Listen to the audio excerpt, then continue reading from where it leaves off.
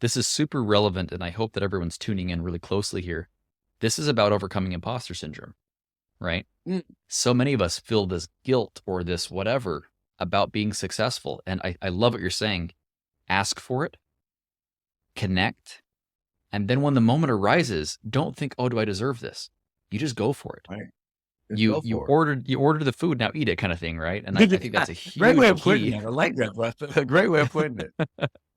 Yeah, you've done the thing, stepped into it, stop thinking, do I deserve this? This is right. No, no, no. Just go for it. Welcome to Reach. This is a show for podcasters who are not only trying to grow an amazing show, but they actually want to make money. I'm excited to share with you the secrets that I've learned along the way, as well as introduce you to some amazing guests who are going to really help you take your show to the next level. I'm your host, Brunson Smith. Let's dive in.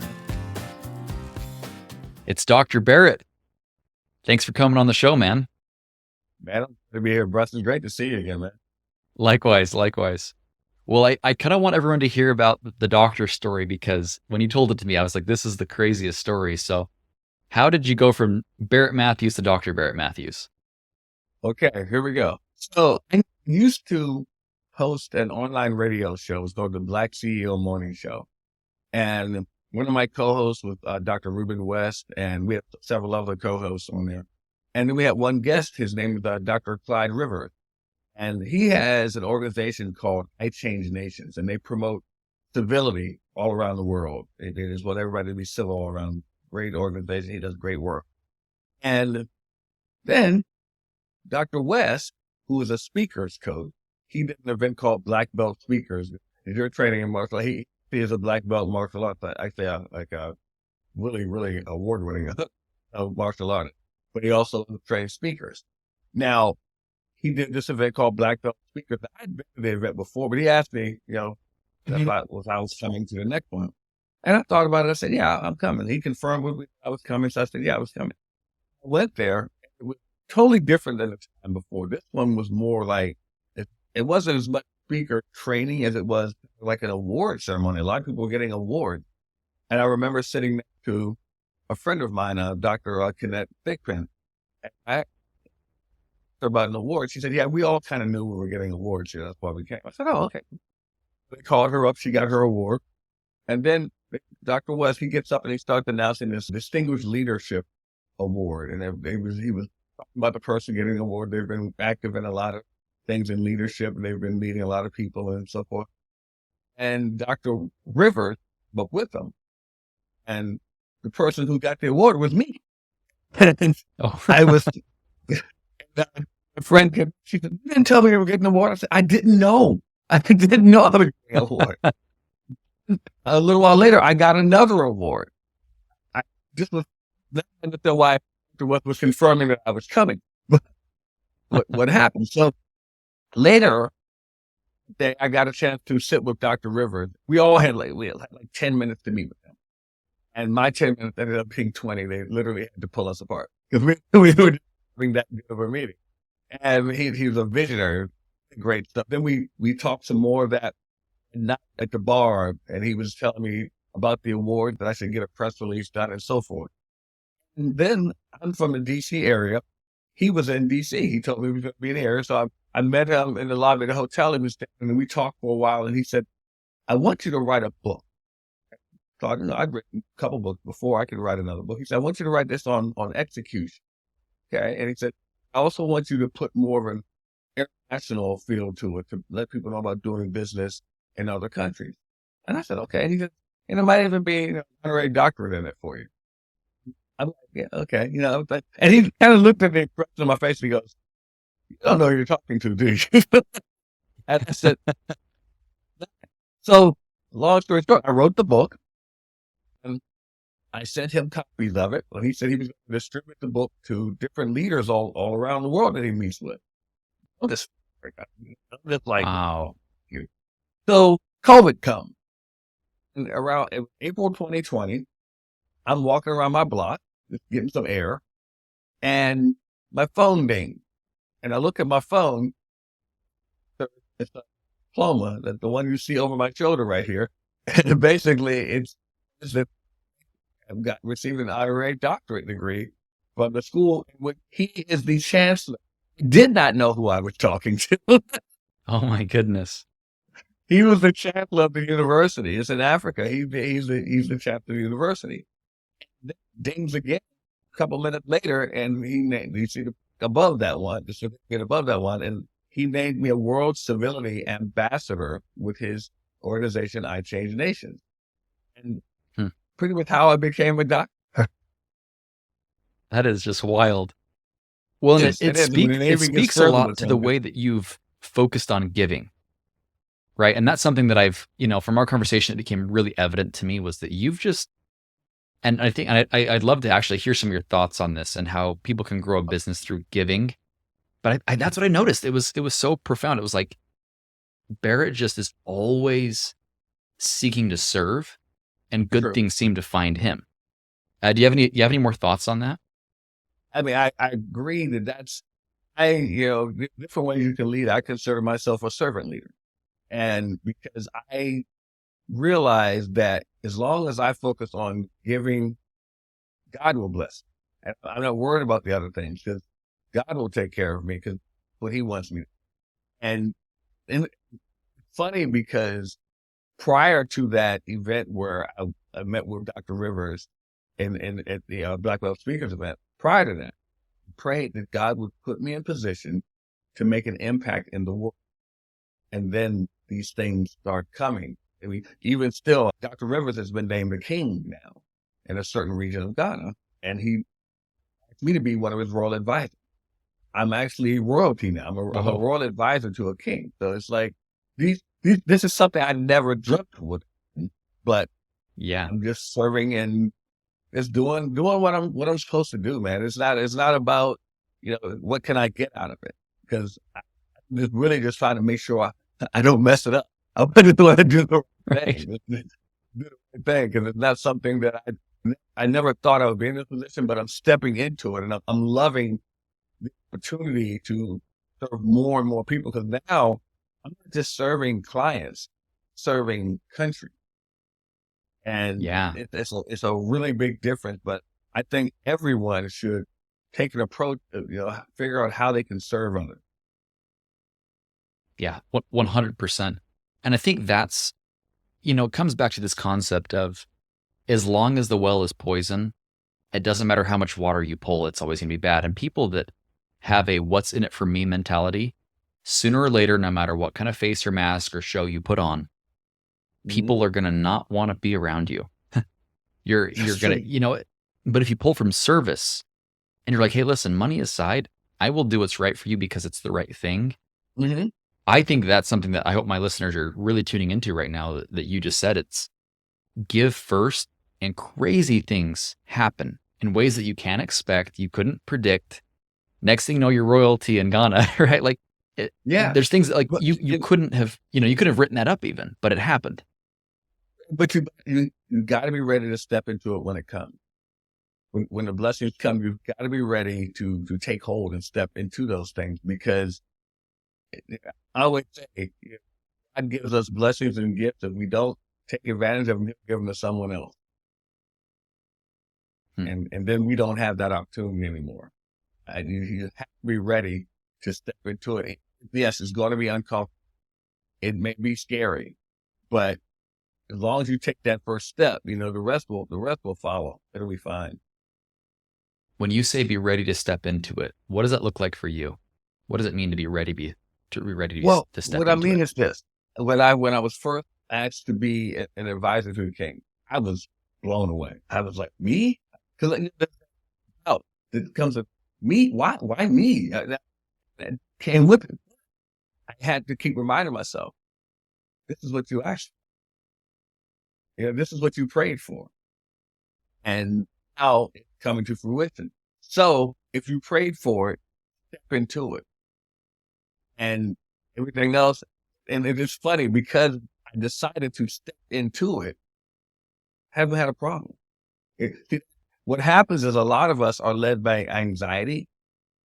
When it comes, when we get a position or an offering to do something like this, anxiety makes us push away from it. And because we're thinking, well, what if this happens? What if that happens? It's funny. One of my mentors, Dr. Myron Golden, he says, anxiety is the biggest cause of procrastination. And he also says that anxiety is also something to make believe. We always say, what if this happens? It's happening. We made it up in our head. So I had to tell myself, look, stop worrying about, can I do this? I was chosen to do. So that means that people believe I can do this. That also believes that God is answering my prayer. So God believes I can do this, which is even more important than what the people believe. So I stepped into it, but I had to get my mind ready to do that. And I've had people ask me, so are you going to do it? I said, I have to do it. This is what I was called to do. I have to do this. And like so excited about, what to come with it, the things that we're going to do, the lives we're going to help, and the changes we're going to put into place that make things better for other people. So I'm just excited about just doing that and stepping into that. I love that. And this is actually, it's funny, this wasn't necessarily what we planned about talking today, or what we planned on talking about today, but this is super relevant, and I hope that everyone's tuning in really closely here. This is about overcoming imposter syndrome, right? So many of us feel this guilt or this whatever about being successful. And I love what you're saying. Ask for it, connect, and then when the moment arises, don't think, oh, do I deserve this? You just go for it. Right. You ordered the food, now eat it, kind of thing, right? And I think that's a huge great way of putting key. it. I like that, Buster. A great way of putting it. Yeah, you've done the thing. Step into it. Stop thinking, do I deserve this? Is this right? No. Just go for it. And I think that that's so critical. And I've suffered a lot with imposter syndrome. Who am I to do this? Who am I to do that? And I'm sure for you, who am I to be the royal advisor? You asked for it. Just go for it. And in my own theology, there's a really cool phrase, and it's God will shape the back to bear the burden. I know some of our listeners, they all believe their own way, but the universe, whatever you want to say, but I really do believe things will be shaped. Your back will be shaped to bear the burdens that are put on it. And so I love that. Step into it and just go for it, and stop worrying about whether or not you deserve it or whether or not it's, you can do it. It all comes together. So, well, let's kind of shift gears here a little bit. So I want to talk a little about one of your other great gifts, communication and speaking specifically. As you've done, I mean, you've had an extensive career in this, but I'm kind of curious if you were talking to someone who's, let's just say they've got 50 episodes published on their podcast and they're trying to really level up their skills in speaking and communicating. What kind of things come to mind that would really help them move in that direction? One thing is, don't be afraid to invest in yourself. What I did, invested in training from speaker coaches. I literally in 1 year went to 3 separate speaker coaches. I did that because I know they all taught different things. One taught me how to comprise my presentation and how to pull presentations from almost anything in life and how to convey it succinctly. Another one told me how to own the stage and how to just make the audience want to pay attention to me no matter what I was doing, whether it's a 2-minute presentation or a 2-hour presentation. The other one taught me how to sell from the stage, how to make money from the stage. So I did that all in 1 year because I knew they taught different things and they were all successful. So I wanted to learn from each one of them and put that into what I do. So I tell people, if you want to really get better at speaking, go to people who are doing well and learn from them. But be willing to invest in yourself. You can't expect people to invest in you if you're not willing to invest in you. I love that. As far as let's just say, we've got coaches. Is there any particular programs? I mean, Toastmasters, any of those? Do you recommend any of those? Or do you specifically say, hey, go find an actual mentor? What's your opinion? I always recommend Toastmasters to people. I've never gone through Toastmasters, but I know several people who have. Because one of the things that one of my coaches taught me is that if you have an opportunity to speak. So when someone says to you, hey, is anybody here that wants to say a few words? Raise your hand, get up and speak, because you never know what's happening. I remember doing that on conference calls. Because I remembered that, I was on conference calls and the person at the end, and we've all done this, the person at the end will say, hey, does anyone have any questions or comments at the end? I may not have had any comments or questions. I did say, hey, I want to thank you. And I want to say this, I want to say that, whatever, about what I heard. Because I've had this happen a few times.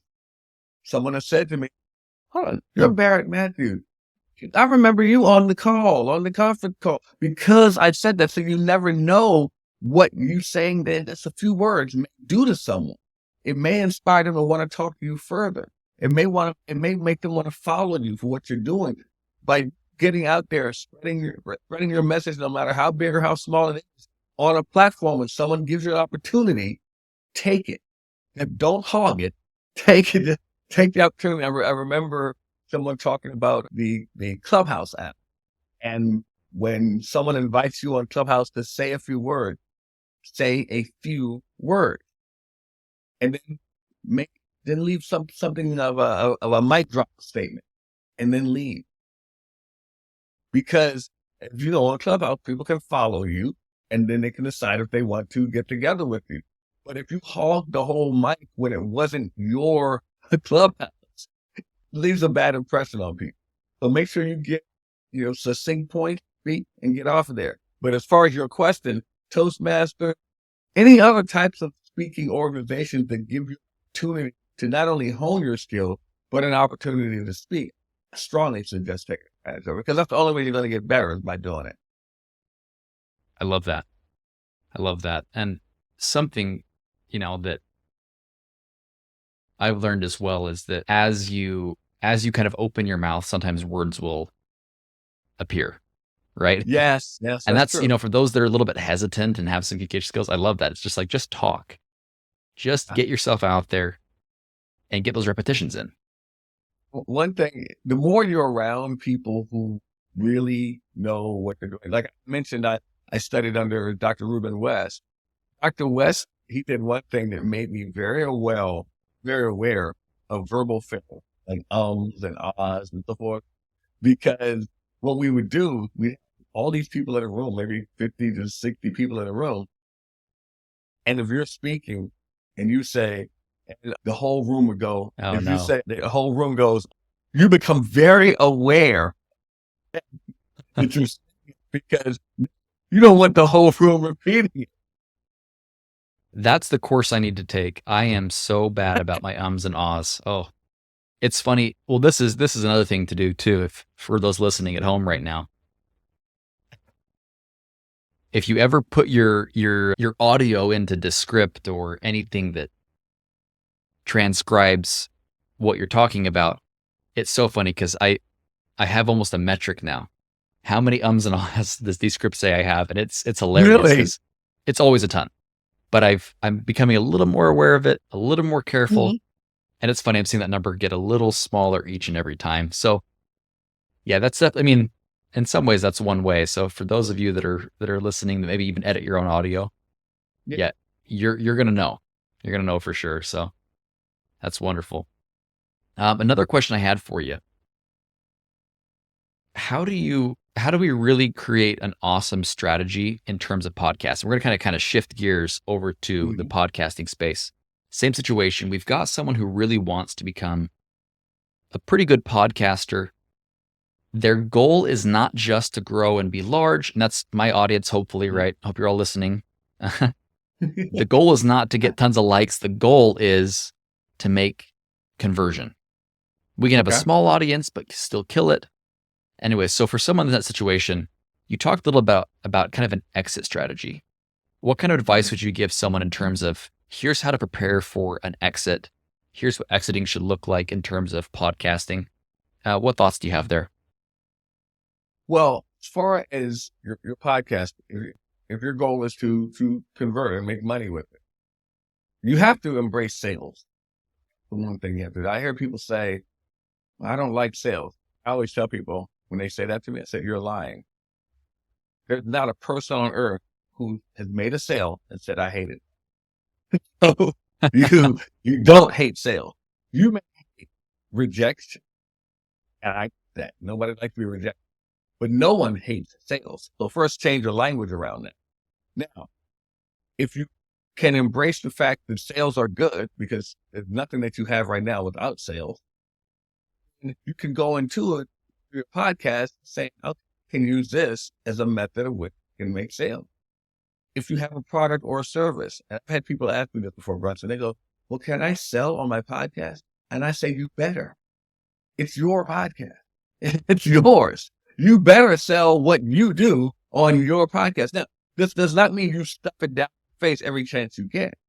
You give them a lot of value, you give them tons of value, and then you can make an offer to get people to purchase something. What else you can do is have guests on their podcast who may have a product or service, and you can be an affiliate of theirs. That's another way to make money. A lot of people make money is doing that all the time on their podcast. You can also have guests on your podcast and make them affiliate of your product. So when they leave, they can offer something. Right. You can always find a way to do that on your podcast. Now, another thing you can do is have sponsors. Have people run ads on your podcast. Now, some of the podcast hosting sites do dynamic ads where they will put sponsors in your podcast and you can make some money off of it. Then you can actually go out and get sponsors. The pop in podcasting would have you do a method that I really don't think worked for most people, which is a certain number of downloads on your podcast and you'll attract sponsors. This is true, but the number of downloads you have to get is kind of ridiculous because most people aren't going to get that. You're talking Joe Rogan numbers. Right. Most people aren't going to get that. But here's the thing. Most of us, we know people who have businesses. Talk to the people that you know who have businesses. Ask them, hey, would you like me to sponsor my podcast? You can have a season commercial on your podcast for a certain period of time every week for a certain number of time. They pay me for that. It's a lot less than they pay for radio in most cases, and they can still get people eyes and ears on what they do. Another thing, instead of sponsor, is partnership. Now, people like to think that's the same thing. It's totally different. For instance, a sponsor, I may be running a commercial for them on my podcast. A partner, not only am I running a commercial for them, I'm listing them as a partner in my email, in every communication. If I'm speaking on stage, I'm mentioning them as my partner. They have a banner up for them because my job for that partner is to get them clients, not just to give them exposure. I'm looking for clients that I am working. So what they're going to invest to do that is a lot more than what a sponsor would, but these are other ways you can make money. You can do all of these. You can do all of these on your podcast to make money and make it so that it can just cycle itself so that you can have it working for you. Now, to your question about exiting, you can also have now this may sound strange to people, but you can have other hosts of your podcast. If you brand your podcast to where it is an entity in itself and it doesn't revolve around you, if it's the entity of itself, so you can have other hosts for the podcast while you can go do things. You can make it your job just to go around finding partners while the other person hosts the show. It just takes out the time that you have to host the show. You can have the other person find the guest or whatever, however you want to do it. But the thing is, you can focus on other things like making money for the podcast while other people are hosting the podcast. It doesn't necessarily have to revolve around you. It can be the brand of the podcast itself. Those are ways that you can actually convert. And you can, one other thing I forgot to mention. You want to do video. You want to do video and say specifically YouTube. Post your episodes to YouTube. Why important? As I mentioned, the populace would have us believe we have to get a lot of downloads, our audio downloads. Here's the problem. I can get 100,000 audio downloads and I don't know how to follow up with one because I don't get any information. I can have a YouTube channel and if Brunson supports my YouTube channel, I get a notification. Then Brunson supports your YouTube channel. So now I can reach back out to Brunson and say, hey man, welcome to the podcast. Hey, I got a free gift for you. Click here. Once he clicked there or a landing page, I got his information. Now he's in my cycle I can follow up with. Whereas I can't just do that with audio. So honest, I would rather have 100 subscribers on YouTube than 100,000 downloads on audio. I know that sounds crazy because they're teaching it to download. If I can follow up with someone, I can make a sale. I can make money. Yes. Yeah, so in answer to your question, that's what I have for them. Yeah. It's, again, do you want likes or do you want dollars? And that's, I think, the question people have to ask themselves is, I like dollars. you can, yeah, exactly. Right. And I spoke to Josh Tapp about this, and that's what he taught me early on as well, is, hey, listen, you can be famous or you can be rich. So pick one. Pick one. You know, some people can do both. He's like, but really, you got to pick one strategy or the other. I learned about partnerships from Justin Shane. Yeah. Okay. Yeah, exactly.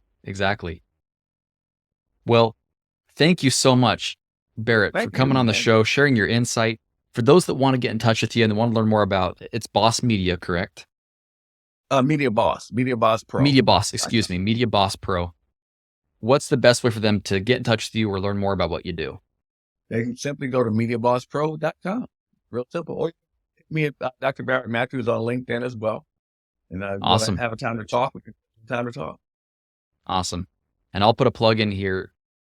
Barrett is just one of the most genuine guys you'll talk to. I mean, if you want someone who's just like feels so human, this is your guy. So big shout out to you on that, and just massive props for just being just a good human being. I think that's buddy. Thank you.